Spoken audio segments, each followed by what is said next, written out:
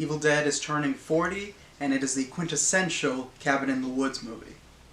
Five friends go out into the woods to spend some time in a cabin and discover a book that is inked in human blood and bound in human flesh, the Necronomicon Ex Mortis, the Book of the Dead.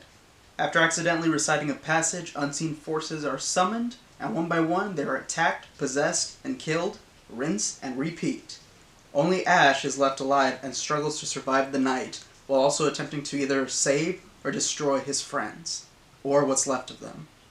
At a young age, Sam Raimi started making videos, movies, with his friends, and he eventually got an interest in making horror movies, so him and his friend Bruce Campbell and Robert Tappert made a Super 8 film called Within the Woods. They shot Within the Woods and used it as a calling card, showing it to investors in order to secure at least $100,000 to make a feature-length version of it. And it worked. They only managed to get $90,000, but Sam thought it was enough, and they went off to make the movie.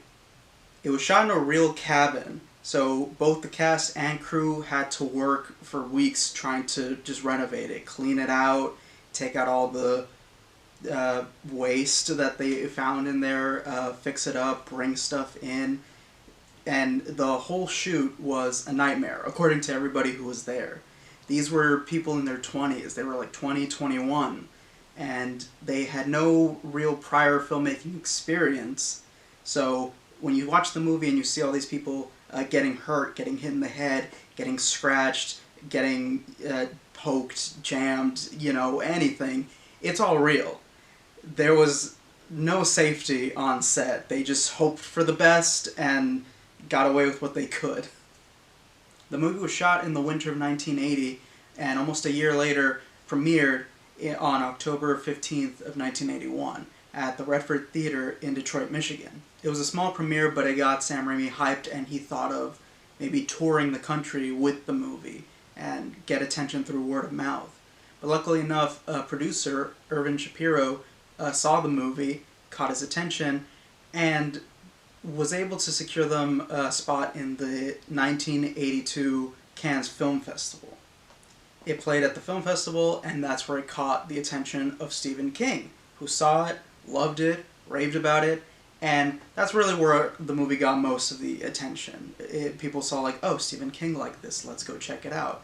And good or bad, whatever the reaction was, it got the attention. And it was, by the end of 1982, it was able to get a distribution deal with New Line Cinema, and it would be released domestically and worldwide. When it was released in UK, it was labeled as a video nasty, and video nasties are movies that were basically outlawed because they were considered too obscene.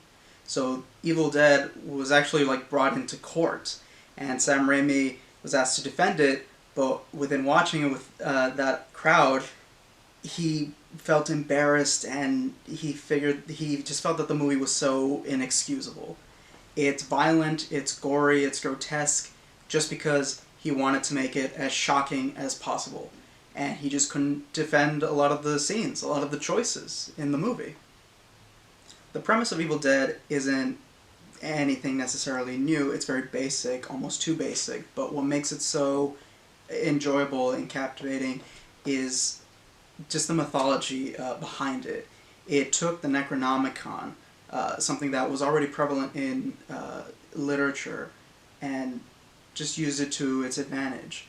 These aren't zombies, these aren't vampires, they're demons, they're otherworldly, They have their own set of rules that, don't apply to us, or our rules don't apply to them.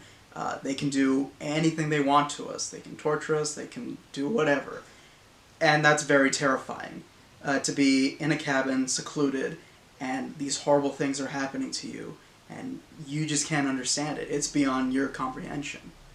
The Necronomicon, though not referred to yet in this movie, it is called the Book of the Dead. It comes from H.P. Lovecraft, and in his work, it shows up a couple times, and it mostly is associated with the Great Old Ones. So the creatures like Cthulhu, and it documents their history as well as having some spells to bring people back from the dead. It's a magic book. It's a spell book. In fact, the movie was originally called Book of the Dead, but when Shapiro saw it, he figured you should change the name because no one's ever going to want to watch a horror movie with book in the title. It's going to turn people off. They're going to think they're going to have to read their way through it. If only Shapiro knew that they don't read the book in the movie, they listen to the audio tape provided by the professor.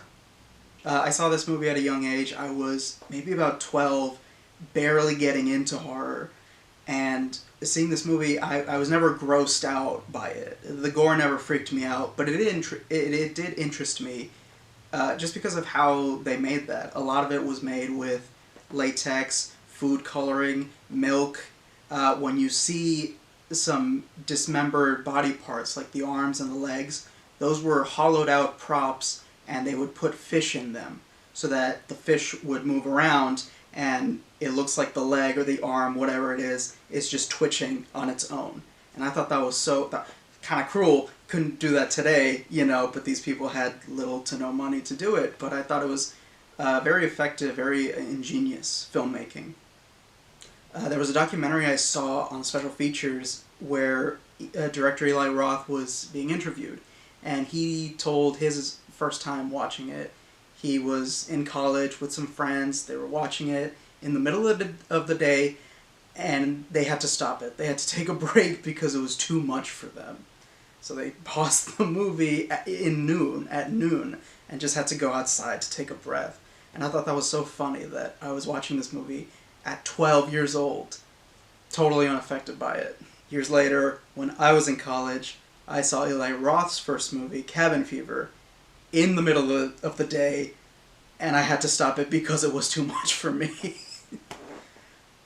So, moral of the story is, don't run your mouth. I saw the movie in theaters for the first time 5 years ago, actually. I took a friend of mine who had never seen it. She's seen the other ones, but she's never seen the first movie.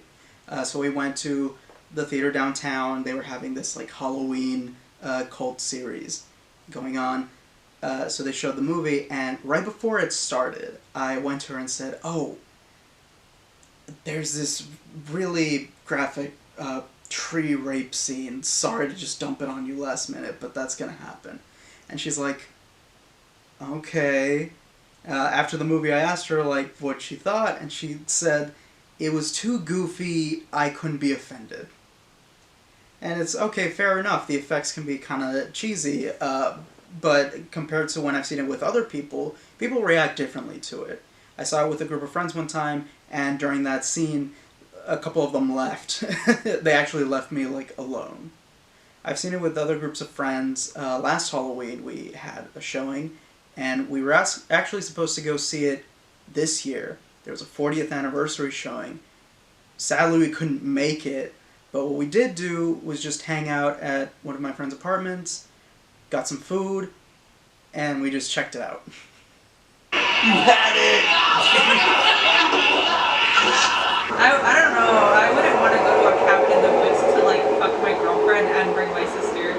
When there's a well, there's a way. Just kidding. They're alive! They're just watching! How are they straight faces, Lazara? I wish that was me. I wish that was me. I would gaslight the fuck out of him. If there's something you know about Evil Dead, is that he's never home free. Yeah, this is way better than the theaters. The Evil Dead is inspiring, it's, for me, and it's still one of my favorite movies, horror franchises. As a young filmmaker, it's very inspiring to see what these people were able to do in their 20s. Before they were even 21, a lot of these people were 20, 21. So, it's one of my all-time favorite horror movies, and I just wanted to give it some love for the 40th anniversary. 10 times better when you're high.